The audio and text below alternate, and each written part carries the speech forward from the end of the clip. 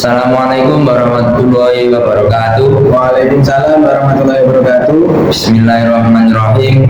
Alhamdulillah nahmaduhu wa nasta'inuhu wa nastaghfiruh wa na'udzu billahi min shururi anfusina wa min sayyiati a'malina may yahdihillahu fala mudilla lahu wa may yudlilhu fala hadiya lahu. Amma ba'du.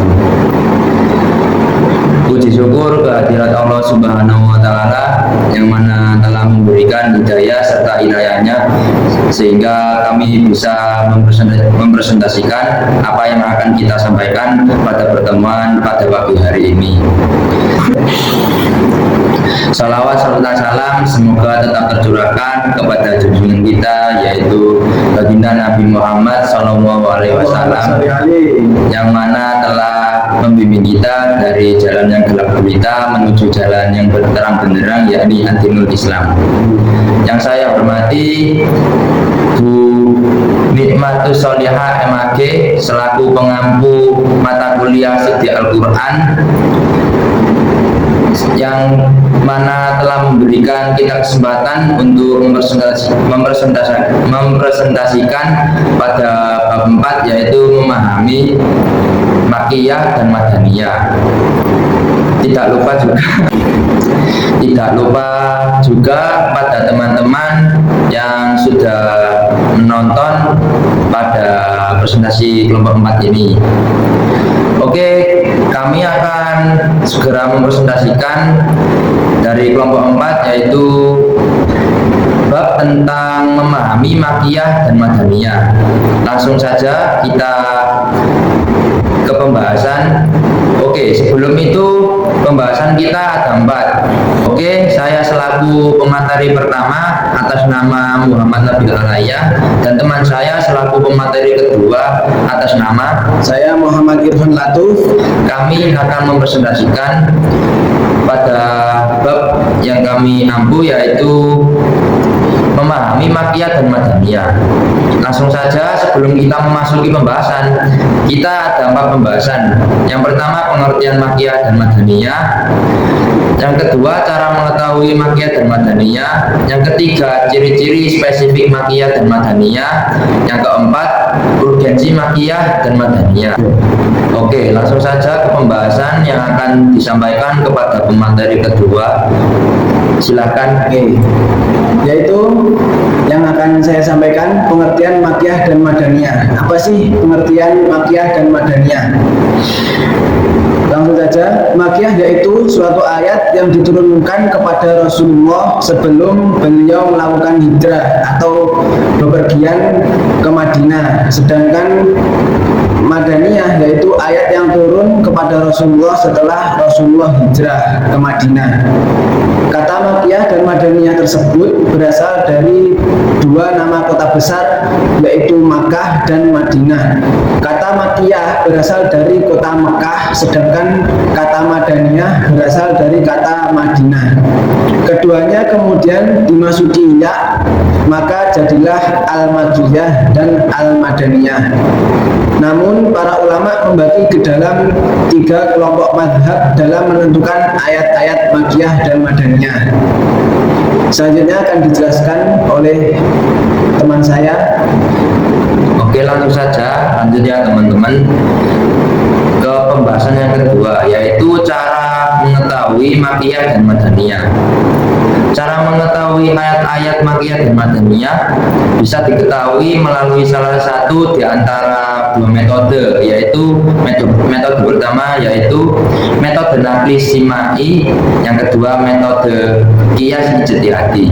Kita membahas yang metode pertama yaitu naklis simai, yaitu cara penyampaian atau pembelajaran ilmu dengan mendengar langsung dari guru-guru atau periwayat dan kemudian menuklikannya, yaitu menyalin atau menyampaikan kembali secara lisan maupun tulisan. Yang kedua yaitu metode qiyas ijtihadi, yaitu sebuah kegiatan melakukan pengkajian terhadap ayat-ayat atau surat Makkiyah dan Madaniyah serta yang belum ada nas tentang penjelasan di mana asal atau tempat turunnya. Metode ijtihad para ulama untuk menentukan status suatu ayat atau surah yang tidak ada riwayat pasti tentang waktu turunnya, dengan cara mengkiaskan isinya pada ciri-ciri umum ayat Makkiyah dan atau Madaniyah. Oke, untuk pembahasan ketiga dilanjutkan oleh Mas Irfan. Oke, di sini saya akan menjelaskan pada subbab yang ketiga, yaitu ciri-ciri spesifik Makkiyah dan Madaniyah. Maksudnya ini meliputi ciri-ciri yang ada pada surat-surat atau ada pada ayat-ayat, meliputi seperti makna dan yang lain-lain. Oke, langsung saja. Yang pertama yaitu ciri-ciri surat Makkiyah, yaitu satu, terdapat kata kala dari sebagian atau seluruh ayat-ayatnya. Nah, ini lebih spesifik kan. Yang kedua yaitu terdapat tanda tilawah di sebagian atau seluruh ayatnya. Yang ketiga memuat kisah-kisah Nabi dan umat terdahulu. Yang keempat yaitu menyeru dengan ucapan wahai anak Adam, seperti kata ya ayyuhan nas, ya ayyuhalladzina amanu, seperti itu dan yang lain-lain. Yang kelima yaitu isinya terdapat penekanan terhadap masalah akidah. Yang keenam, ayatnya identik pendek-pendek, menceritakan tentang kisah Adam dan Iblis kecuali surat Al-Baqarah. Jadi penjelasannya lebih detail ya, tidak seperti yang sebab yang kedua tadi. Yaitu yang sekarang lanjut yang ciri-ciri surat Madaniyah. Pertama, terdapat tentang kalimat orang-orang yang beriman pada setiap ayatnya. Yang kedua yaitu menceritakan golongan orang-orang munafik terkecuali pada surat Al-Ankabut. Yang ketiga, terdapat sebuah bantahan terhadap ahlul kitab, yaitu orang-orang Yahudi dan orang-orang Nasrani. Yang keempat, terdapat di dalamnya tentang hukum-hukum faraid, hudud, qisas dan jihad. Yang kelima, ayat-ayatnya identik dengan ayat-ayat yang panjang-panjang. Ini termasuk surat-surat Madaniyah. Kalau yang pendek tadi Makkiyah, yang panjang-panjang Madaniyah. Seperti itu ciri-cirinya. Next, yang keenam, menjelaskan tentang hukum syara, seperti hukum ibadah, muamalah, ahwal dan asyahsyah. Seperti itu. Oke, lanjut yang kepada pembahasan yang terakhir, yaitu pembahasan yang keempat, urgensi Makkiyah dan Madaniyah. Untuk membedakan di antara nasi dan masuk, seandainya terdapat dua ayat atau yang lebih yang membicarakan berkenaan suatu perkara, kemudian didapati hukum pada satu ayat itu bercanggah pada hakikatnya dengan hukum pada ayat yang lain, maka pengetahuan berkenaan mana ayat Makkiyah dan mana ayat Madaniyah akan menyelesaikan permasalahan ini. Ayat Madaniyah akan menjadi nasih pada ayat Makkiyah karena melihat kepada ayat Madaniyah turun terkemudian daripada ayat Makkiyah. Usman menjelaskan bahwa manfaat mempelajari ilmu Makkiyah dan Madaniyah adalah yang pertama, dapat dijadikan sebagai alat bantu dalam menafsirkan Al-Quran.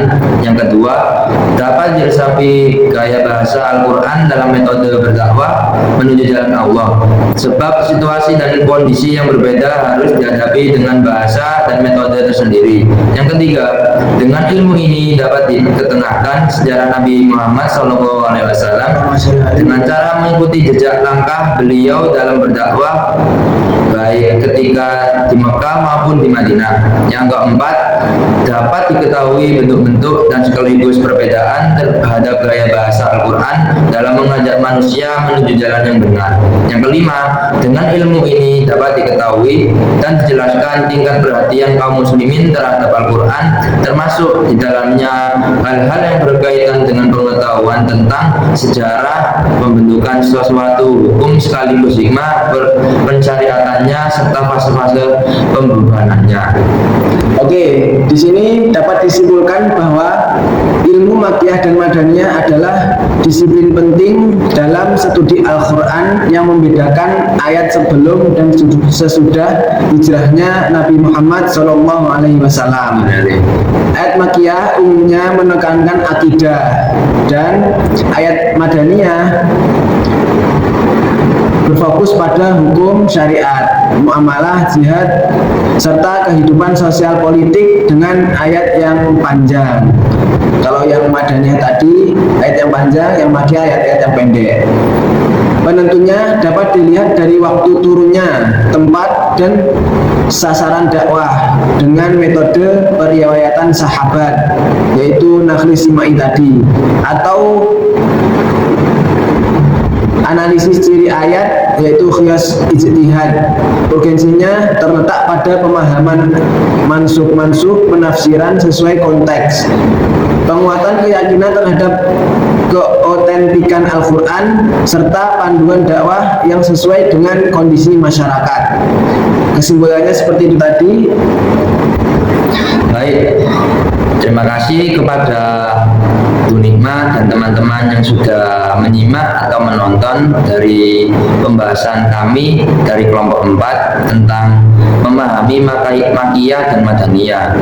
Harapan kami semoga panjenengan sedaya bisa memahami apa yang kita jelaskan pada presentasi pertemuan hari ini. Cukup sekian. Kami dari kelompok 4 mengucapkan hidup sendirian tanpa kekasih. Cukup sekian, terima kasih. Assalamualaikum warahmatullahi wabarakatuh.